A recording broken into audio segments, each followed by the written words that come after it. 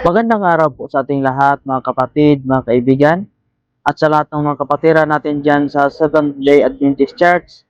Happy midweek po sa ating lahat.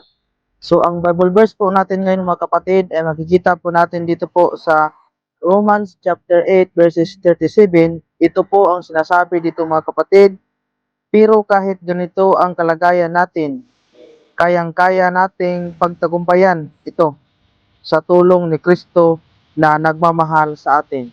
Mga kapatid, mga kaibigan, sa kabila ng mga pagsubok at kahirapan na ating nararanasan, ipinapakita nito na totoo at hindi madaling harapin ang ating kalagayan.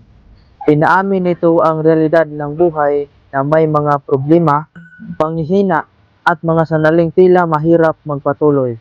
Gayunpaman, may pag-asa dahil hindi natin ito hinaharap ng mag-isa. Sa tulong ni Kristo na patuloy na nagmamahal sa atin, nagkaroon po tayo ng lakas, pananampalataya at tapang upang mapagtagumpayan ang anumang pagsubok na dumarating sa ating buhay. So yan po ang nakaganda sa ating Bible verse ngayon sa araw na ito, mga kapatid, na kahit na mayroong mga pagsubok na darating sa ating buhay, pero malampasan natin yan lahat at mapagtagumpayan natin yan, kapatid, dahil meron po tayong Panginoong Diyos, ang ating Panginoong Diyos, mga kapatid.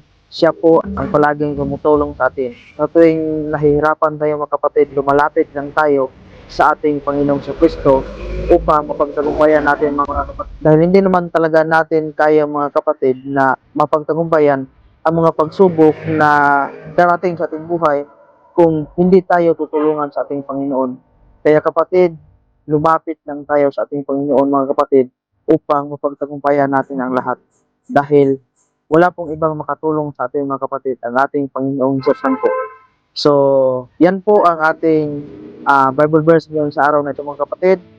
I hoping na na-bless ka sa ating Bible verse ngayon.